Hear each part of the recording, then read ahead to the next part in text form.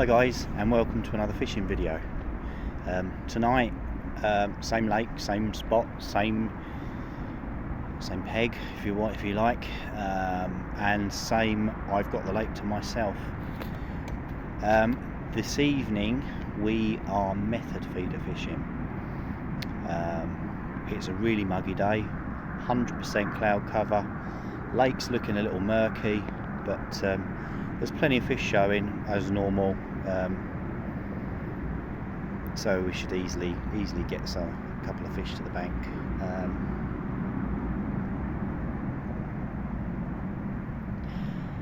Another evening in my place of paradise, just to chill and be me. So let's run you through the entire setup, the layout of my little swim, and what method feeder fishing is, and the two types of ground bait that you can use for feeder fishing. So that's what the setup looks like. We've got my normal fishing chair, and on it has got a little feeder setup for, you probably could put two rods on it if you wanted to. A lot of feeder fishermen use feeder stations similar to the course guys setup that use pole fishing, which have got all sorts of weird and wonderful attachments. I do have one, but it's quite a bit to bring to the bank. If it was sort of competition, you want lots of stuff, and they have drawers in and all your rigs ready to go, and everything's at hand when you use a feeder station. But because we're traveling lightly, and comfort is my, it's what I'm here for, is my mindfulness, comfort, then I want to use my fishing chair. And on my fishing chair I have got a feeder pole with a feeder rake at the end, which is where your rod tip sits, and the butt lays in the back there. So your rod ends up quite to hand, and because you're focusing on the tip of the rod, everything's in with easy reach, all in your eye line. So it's very light, comfy fishing. So that's the chair set up ready for the rod. The rod and reel are there, obviously. The rod and reel I'm using is a Sonic SKS feeder rod, 11 foot. The rod's alright, I'm not convinced about the reels. And there's our little setup ready for when we land a fish. So we've got a nice comfy carp cradle so that we're not going to hurt the carp. We've got a nice rubber net, plenty big enough for the fish that we're going to catch in this lake, and our carp kit in case we find any sores or cuts, or sort of first aid for carp. Bait wise, we are going to mix up two different types of ground bait. We've got a typical feeder type ground bait that you just mix with water and it's ready to go, and then we've got some small 2mm pellets that will soak up water. So what we do is we're going to fill our little collapsible bucket up with water. This one's going to have our ground bait in it because it's going to be easier to mix. You literally chuck in a little bit of water in there, mix it up, let it set. You don't want it too wet, don't want it too dry. And our pellets we're going to put in there with some water. And the beauty of this is because it's a maggot pot, you've obviously got your air holes in the lid, and that doubles up to help us strain any water off. We shouldn't need to, but it is a quick, easy method for making up some method mix. So we've got red robin and chocolate orange, and then on our hook bait we are going to be using some activated cell. So we'll get the rod set up, and show you the end tackle. What we're probably going to do first is get the method mixes all soaking, so that while I set up, you know, you want to leave them a good 20 minutes. Even if you set it up, start mixing them up the day before, that's not a bad thing, not a bad thing at all, because you can always add a little bit extra water to make them a little slightly wetter. But we'll look at the consistency once we've mixed it up. So there we go, we've got our ground bait in our solid bucket, we've got water in our collapsible bucket, and we've got pellets in our little bait box, and we're literally just going to a little bit of water.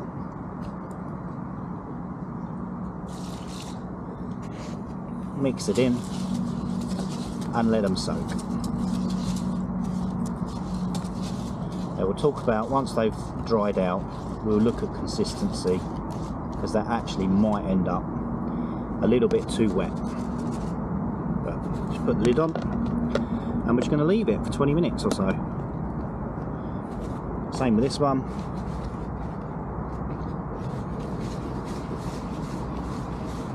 Probably need a tiny bit more water in that one. Obviously, if you do make it too wet, just add some more of the ground bait or pellet in, and that will soak up and absorb. But it does take time to absorb the water, so if you can get it as close as you can first time, then you're going to be in the water fishing sooner. So we're just going to leave that, let it all soak in, and once it's ready, we'll pop it on and chuck it out there. But while that is soaking, we will set up the rod. So these are the bits that we've got ready for our end tackle. We've got this bit that's just come off the tip there, and I'll show you what that's for in a minute. In our end line, all I've done is tied a double overhand loop knot and trimmed off the tag end nicely. The reason for this is because the feeder I'm using is a 28 Guru feeder, which does have, I'm going to have to hold that because I pulled that through, a bit of elastic, which potentially means that it's nicer on the fish, and it also means there's less of a tension there for the fish to detect, hopefully with the idea of increasing your hookup rate.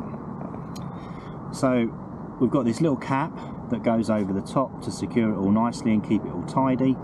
So what we need to do first is thread that loop through this cap. Now what you can use is a bait hook, or whatever you want to call it, a boilie knee, I don't know, bait hook, yeah, bait hook. So that goes through, I'm going to sit down a bit better, a bit more comfy, through our cap there, and then simply hooks onto our feeder, like so. And then you pull the cap down over the top and push it on nicely. And there we go. So that is our method feeder attached to our main line. And on this end, where we've got our elastic, we have a metal ring. Other feeders, such as banjos, and I'm not saying a banjo is a cheap feeder, but other cheaper feeders, I mean this is an expensive feeder to be fair, and banjos are quite expensive, tend to have a swivel, so your line would come down through here, you'd feed it all the way through, tie your swivel on, and then literally pull your line back up so that the swivel tucks up in here. I do have them in my tackle box, but I'm not going to get them out because we're not going to fish it. And then we've got our hook length. Now you can tie these yourself, or you can do what I do and just buy them, because the more time I spend tying rigs, the less time I'm out on the bank fishing. So these are Guru. I like Guru stuff, I like other stuff, Ash, NGT, Daiwa, Pen, sea fishing. So with these, I digress. these are a banded hook length, so we can pop our band pop our pellet in this band, and then the fish will come along, gobble it up, grab the hook, and off it goes. And in this end, again, you get a little loop knot, and what you can do with that loop is literally feed it through the other end of the swivel, or in this case our elastic, put our hook through the loop. If I can do it at an angle that the camera's going to see, I mean, to be fair, I'm going to see as well, because I haven't even got my glasses on. There we go. And then once the hook's gone through, feed the rest of it through that loop. Look, I've got all mixedy ground bait on my hands. I don't know if that's going to go through quite nicely. It's probably going to... I'm making a right faff of this, aren't I? And then that will just pull down. Make sure it goes over its own knot.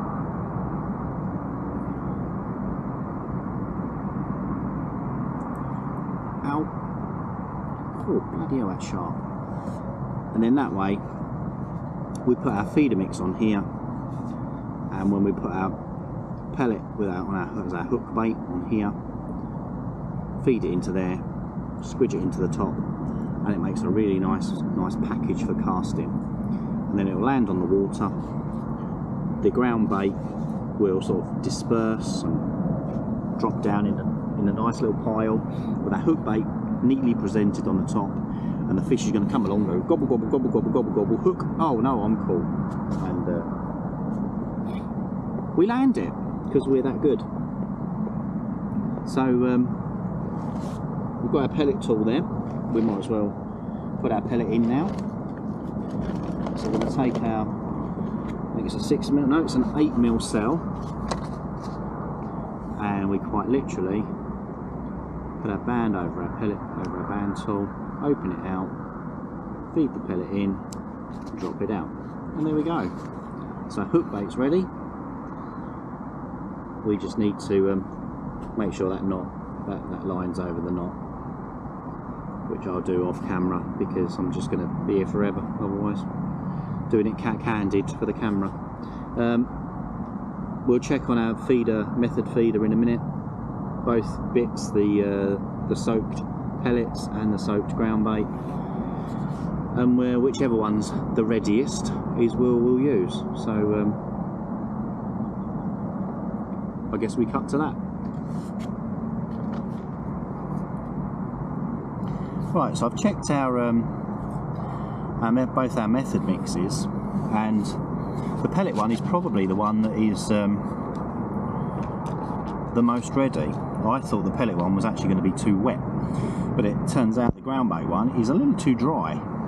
Needs a little more water and a little more time to soak. So what we're looking for is, it still looks like the pellets have sort of kept their form, and they sort of have in a rough fuzzy form, and they nicely don't stick too much together. You can feel there is a slight stickiness to them, and if we give them a little squeeze, they do stay together, and then they will quite easily crumble apart, and that's what we're looking for. We want it to stay together while we're casting out.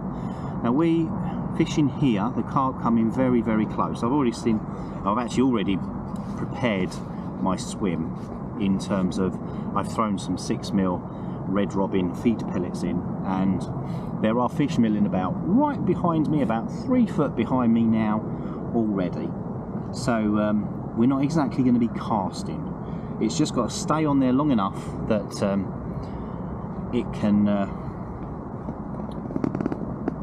we can get it in the water and down to where we're actually going to present our bait to the fish. So I'm still doing this cack-handed. What we're going to do is we're going to take our feeder, squidge up a bit of our pellet, and then you can get moulds, so that you fill up the mould and then you push the feeder into the mould, but you don't need them. There we go. So that's nicely on there.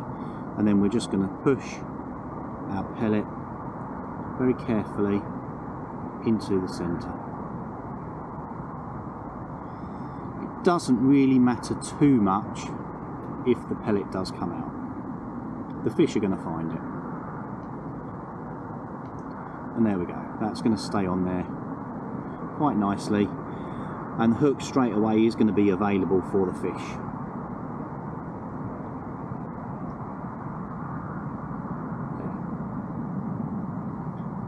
So that's going to disperse. It's going to cloud up the water a little bit.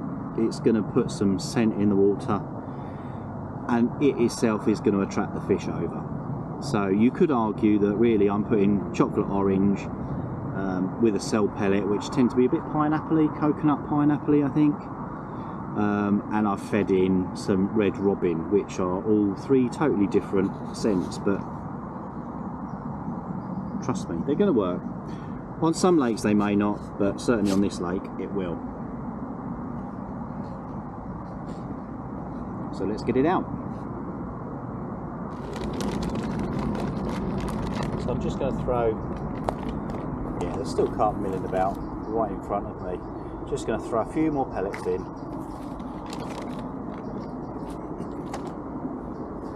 And that's exactly where I'm going to drop my bait. There we go. And we can very finessely drop it in the water. It's about a foot deep there, if that. And then we're going to put our rod down, tighten the line, and you don't, with feeder fishing, you don't want to fish right out where your rod is pointing, because if you're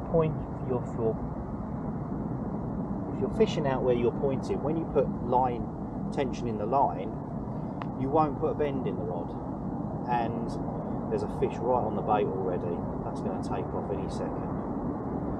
And the idea with the bend in the rod is it means you know your line is tight. There we go. Don't think he's hooked, but he certainly felt it. You're going to know there's a bite, and obviously you can decide whether or not to strike into it, like I didn't there, because I knew he hadn't quite hooked himself. We'll know when he gets hooked.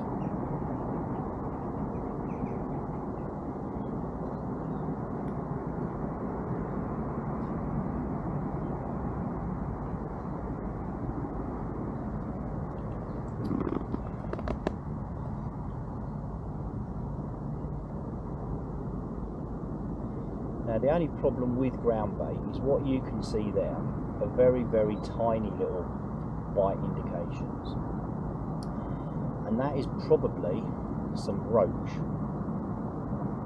because roach will come around and gobble up that ground bait just as much as the carp will.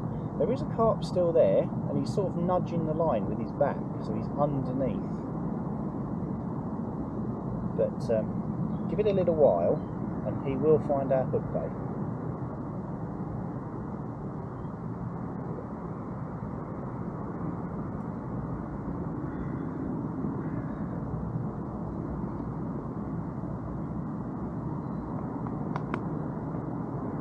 More tension in our line.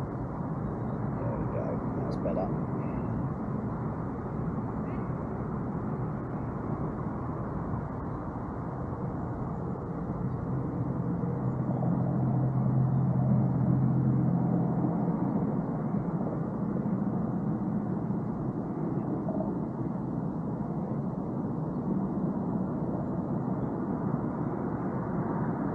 To keep the fish in the area, even if we catch one now, to keep the fish in the area, we can either keep slowly feeding in feed pellets, or we can use just some of our method mix like the ground bait. So the carp a little bit further to our left. There's plenty of activity going on in that water. It's literally just a matter of sitting down and waiting. It's not going to be long.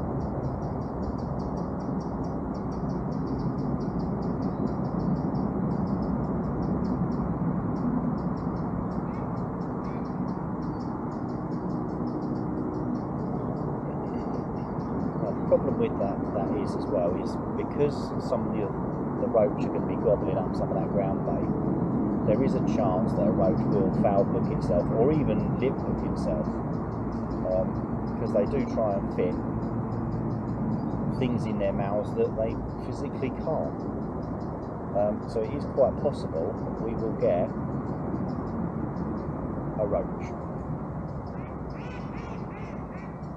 And the problem is because the roach are not a massively strong fish, a big fish,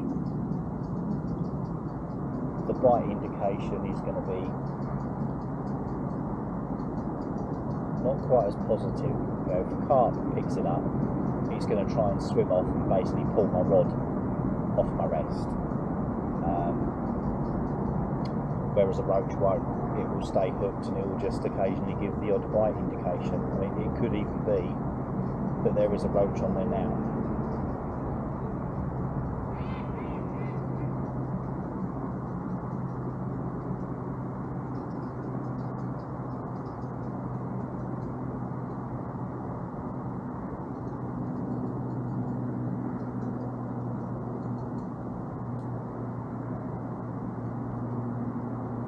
So what it may well be worth us doing is just very carefully lifting it out of the water, just to double check, because there's plenty of roach sitting there in front of me as well. So I'm going to try and lift the rod tip so that my line's vertical. That way I can put it straight back down where the ground bait landed. And lift out, and the buggers have had my pellet. Well, that's good, because we're not going to catch anything with no pellet. So glad I did that. We'll just rebait up and pop it back out.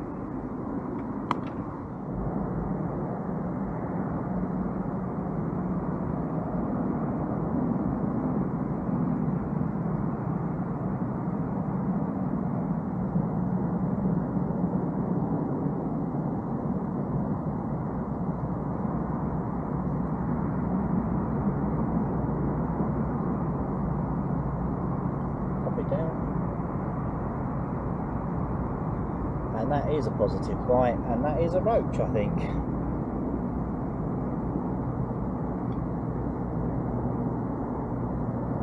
Yeah, there we go. Not quite what we're after catching.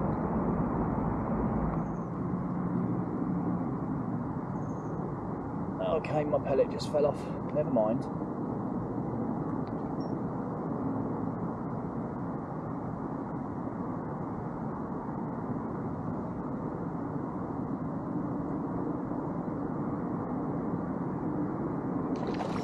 And there he is, that's the carp. That's what we're after. Before I even managed to tighten my line up, because my drag was quite loose, it was easy for him to take some line and hook himself. There we go.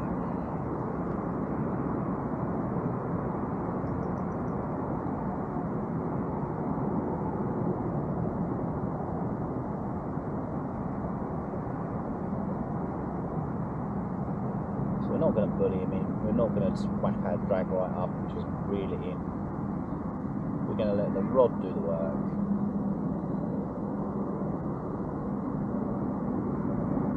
If he really wants to pull hard, it will take some line, but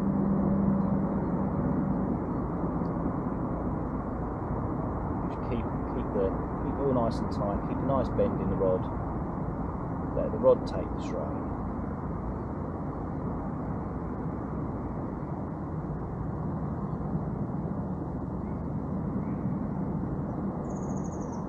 Tire himself out a little bit. Only reel in to keep that bend in the rod.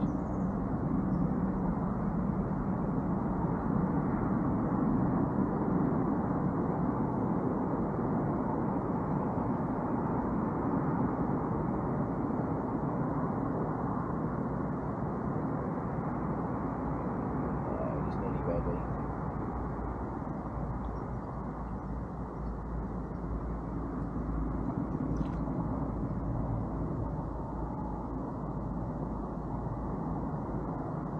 meanwhile, while he's sort of fighting against the fish, there's a carp practically next to him, still hoovering up the stuff on the bottom, totally not affected by what's happening to the other fish.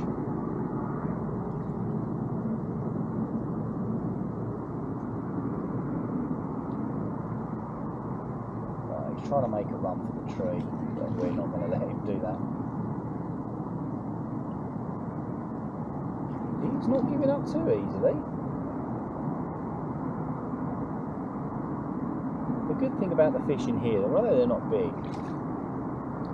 they definitely give a good account of themselves. They put up a good fight for their size.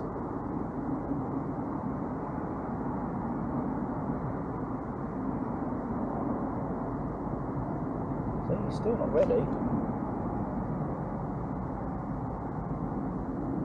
They will not give up easy.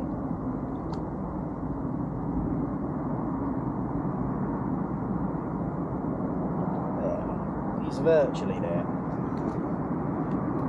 We'll get the net ready. The thing is as well, as soon as they see the net, it'll give them a little bit more of a burst of, I'm not going in now.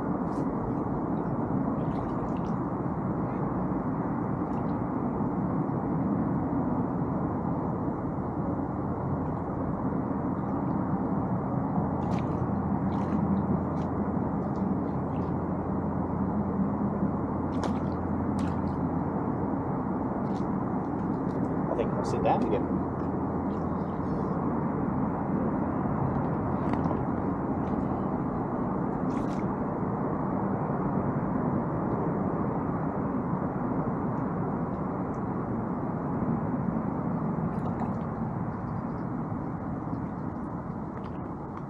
How are they?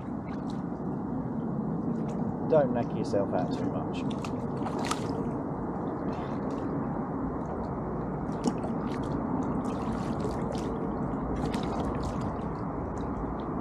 There he goes. In the net.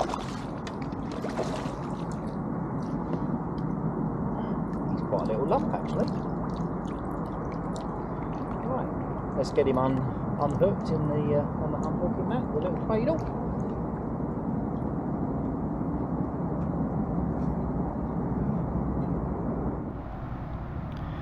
So there he is, all unhooked.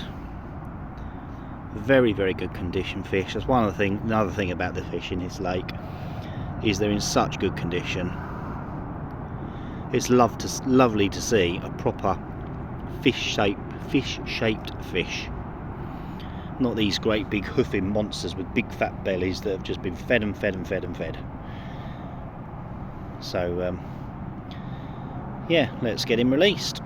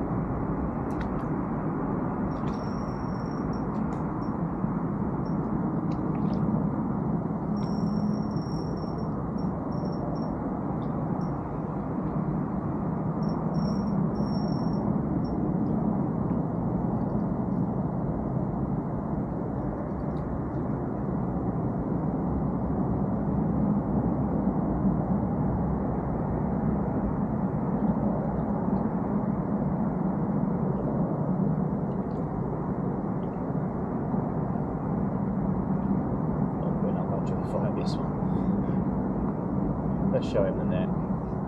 Let's see if he'll change his mind.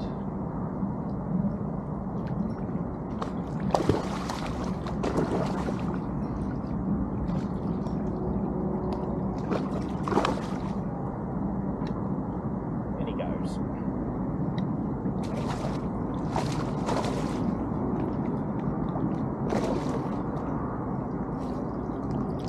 There you go. Oh. Hey. Got more fight out of the water than he has in the water.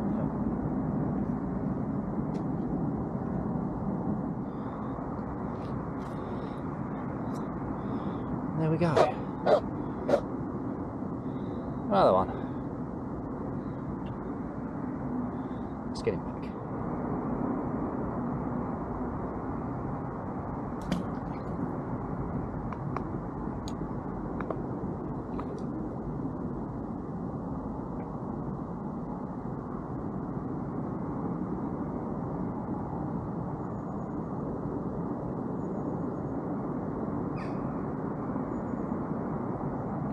And we have a fish on straight away, and it's a roach.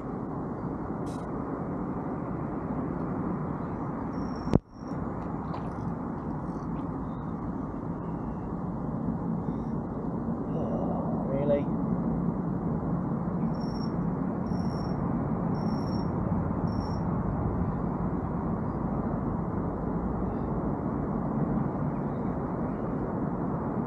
There you go, camera.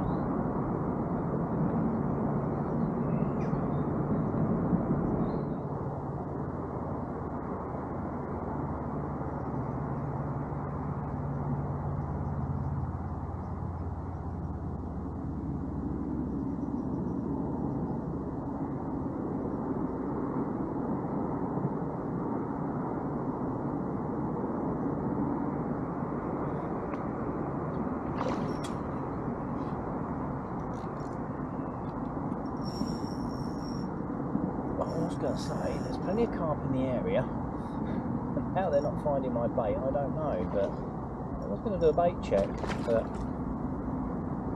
I didn't.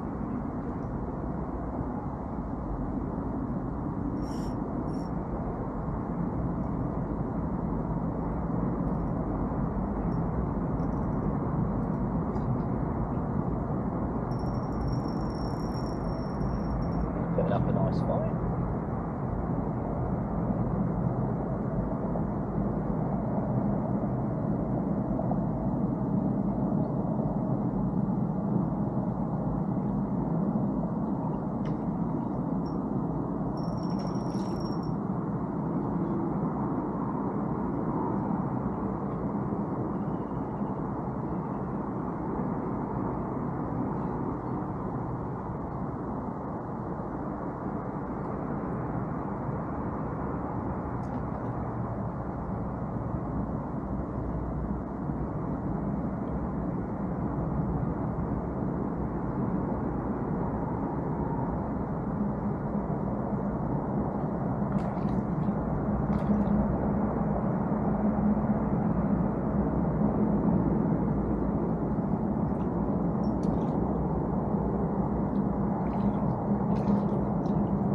Look, it's quite a small fish.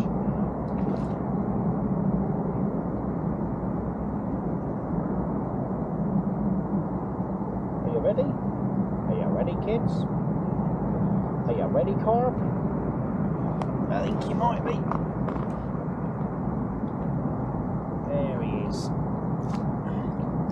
Come on, mate. He's a dicky little fish.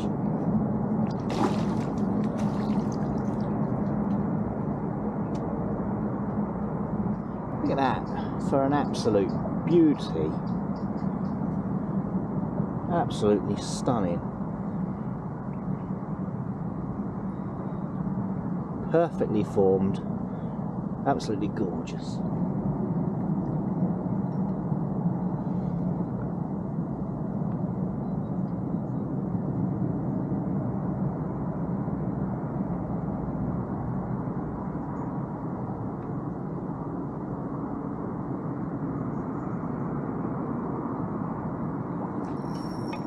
There we go, carp. Came back a bit sharpish. Okay, just let a little bit of drag off.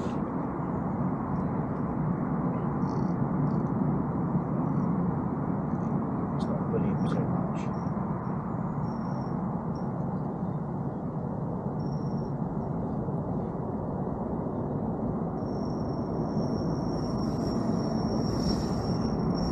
Right. fella. Taking off to the middle of the lake.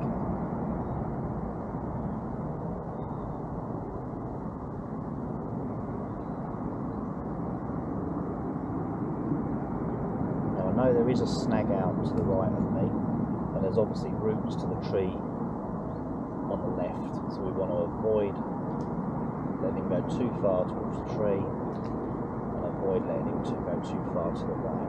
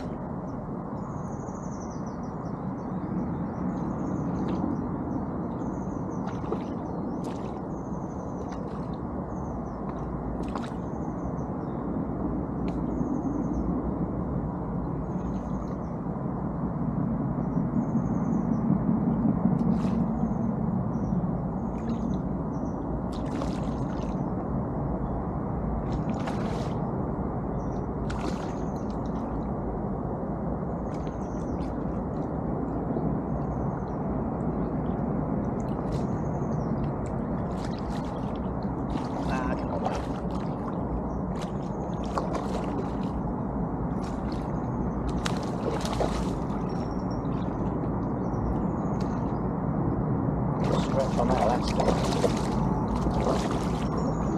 He's not giving up. Come on. Come on. No, he don't want it.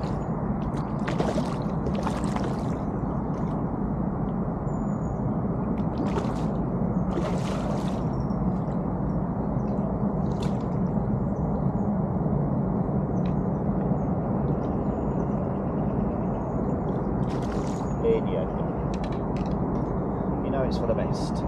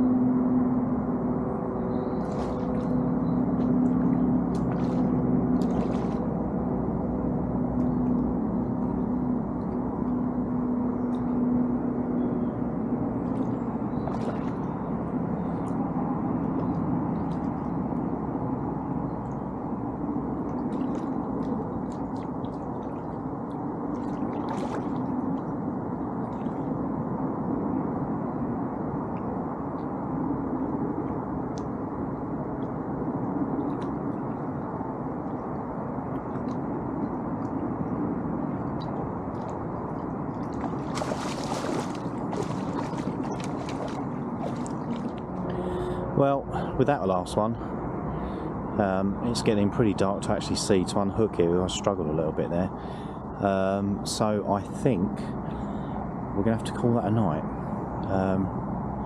Disappointingly, because I was having a lovely Friday evening, but the nights are starting to draw in a little. I'm going to have to find a new hobby for the winter. I'll still be out fishing, I'll still be out walking, I guess, but probably not as much. Anyway, that's it for this episode. Hope you enjoyed it. Take care.